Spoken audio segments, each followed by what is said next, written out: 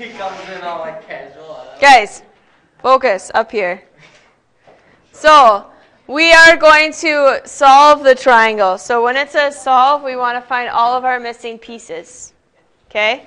So we're still going to start off using law of cosines, but then we're going to have to find all of the missing pieces. So here we have triangle KLM. So we'll start by drawing it out like we normally do.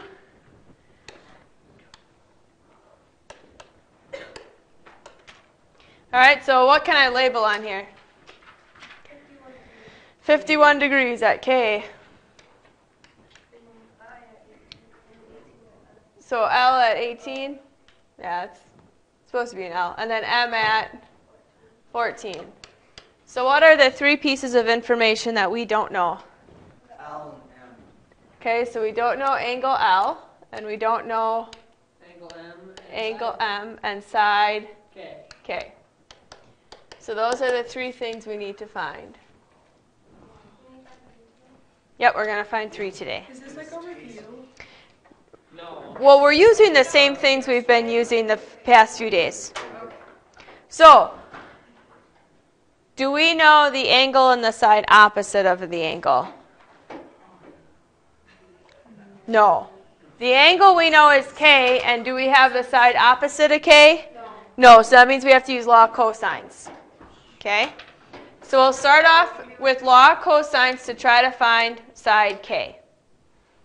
So how are we going to set up law of cosines here to find side K? K squared should equal what?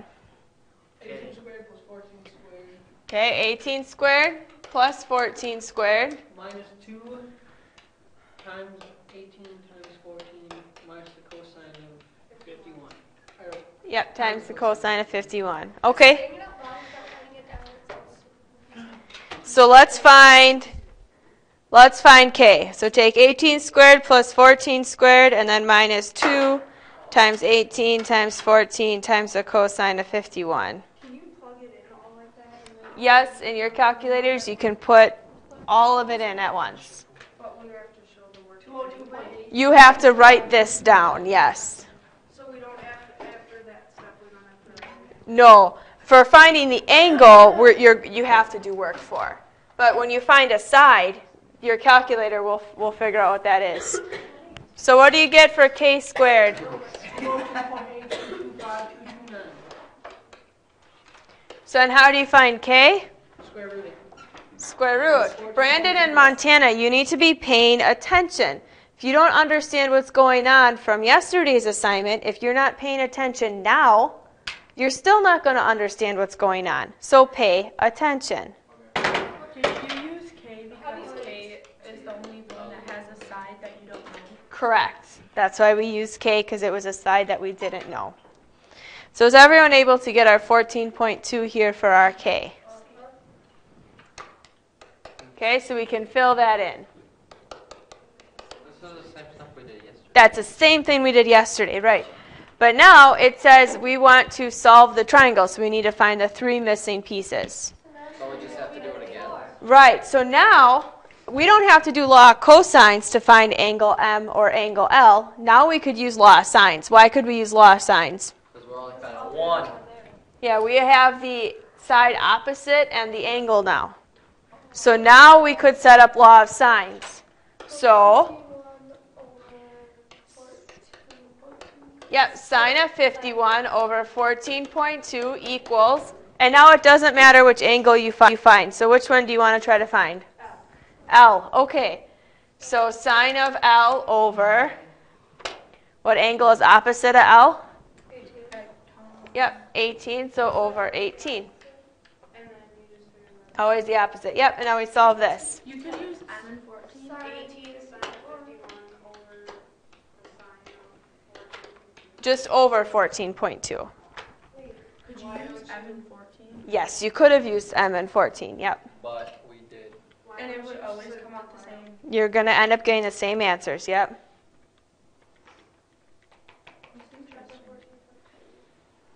So what do we get when we find this angle?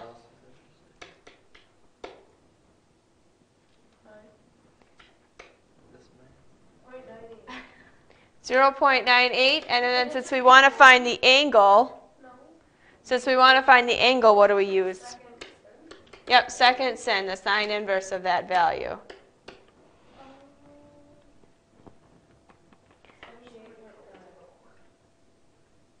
Did you use your answer button or did you type in 0.98? Use your answer button. Always use your answer button.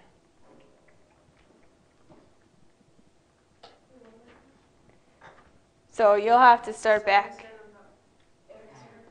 Yep, of your answer. So you'll have to start back and get that answer again. 80. Point what? Yep, 80.1. So this was L. We got it to be 80.1 degrees. Good. So now we have this is 80.1. To find our third angle, we can just add the two angles we know and then subtract from 180. So 80.1 plus 51 is what? 131.1. And then we have to take 180 minus that. Point what?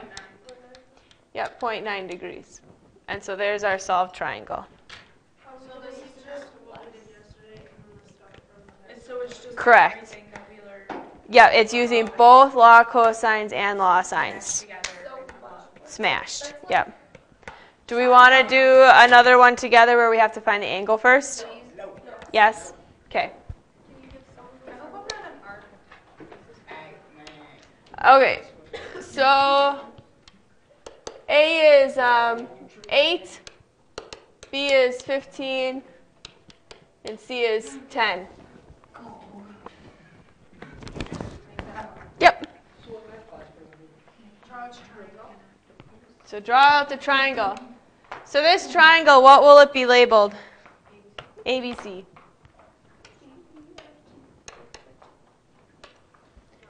So,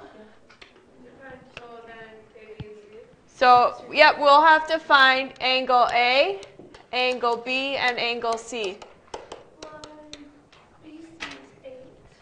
So cross from angle A is 8, and then 10. Okay. Now, focus. Now, when you are doing law of cosines, it's going to be best if you find the biggest angle first. So to find the biggest angle first, you use your biggest side. Okay? So 15 is our biggest side here. All right, so how are we going to set up law of cosine so that we can find angle B? 15 squared equals 10 squared plus 8 squared minus 2 times 10 times 8 times the cosine of A. B. B. No, I. Okay, so we'll have 15 squared equals 10 squared plus 8 squared minus 2 times 10 times 8 times the cosine of B. Are our questions going to be this easy on the quiz tomorrow, or are they going to be like hard like the last ones that were on here? This question is no different than this one.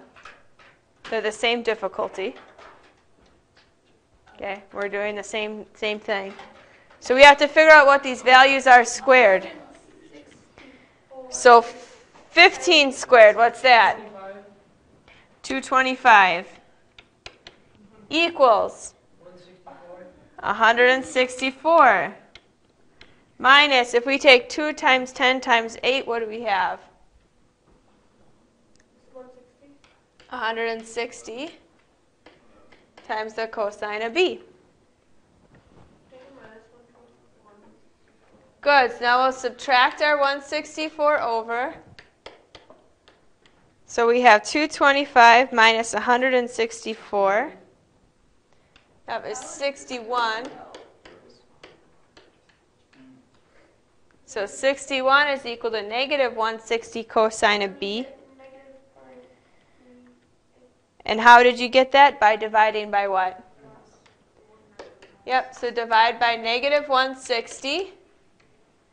And so you should get negative 0.38. And then it's negative 22.4. How is it impossible?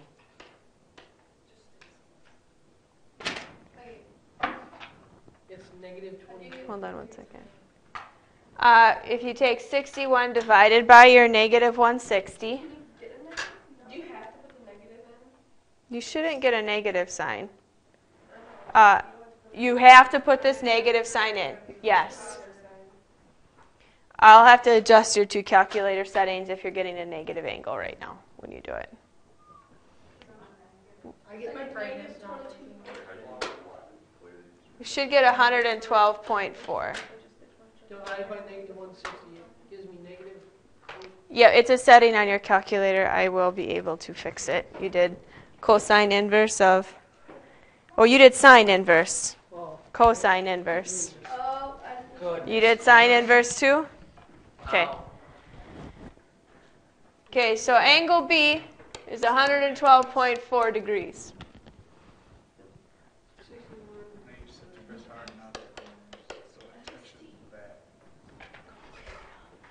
Oh, yeah, now I got it. Now you got it? Okay. So now what can we do to find the other two angles? What can we set up? Yep, we have the angle and the side opposite, so we can set up a law of sines. So we would say sine of 112.4 over 15 is equal to, and now you can find whatever angle you want to find. So which angle do you want to find? C? Yep, so sine of C over 10. So how are we going to solve this? Yep, 10 times the sine of 112.4 over 15.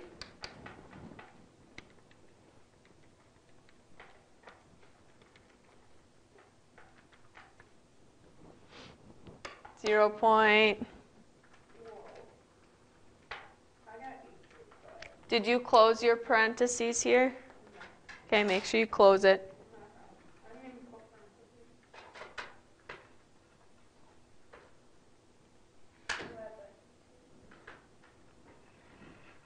What'd you get? Yep. And then to get this, the angle you do sine of the negative 1. I'll come back and take a look at your calculator if you're still not getting it. So then what do you get? That, yeah, grab a calculator to use. 38 point what? So 0.5 would be 38.1 degrees. So C, we get 38.1 degrees. Okay. Yep, then we can add them together. So 112.4 plus 38.1 gives you what? 100.5,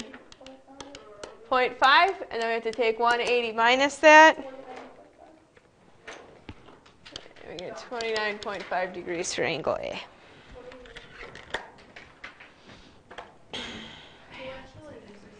How many points is this quiz going to be out of? I don't think we're going to take the quiz quite yet tomorrow. I don't think you guys are ready for it.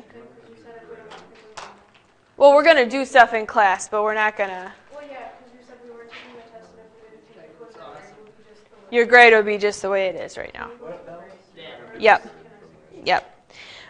So I think what we'll do is I'll give you a few problems from. Yeah, let me see if I like these problems or not on the worksheet.